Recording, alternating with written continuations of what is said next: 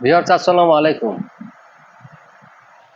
New জার্সির MetLife স্টেডিয়ামে যখন শেষ বাঁশিটা বাজলো লিওনেল মেসির বিষণ্ণ মুখের উপর, তখন ডুবে যাওয়া সূর্যের আলো 4 বছর আগে লুসাইয়ের সেই রূপকথার এক নির্মম নিষ্ঠুর বৈপরীত্য দিবু।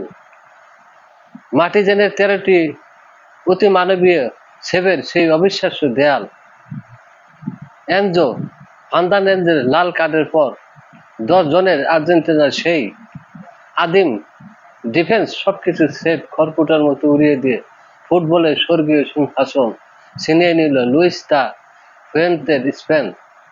লামিনে ইয়ামাল, নিকো উইলিয়ামসদের গতিময় উইং পেলে আর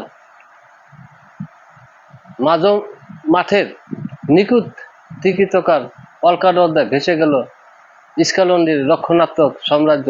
1-0 গোলে স্পেন রক্তকরবীর কাছে মাথা নত করতে হলো আর্জেন্টিনাকে।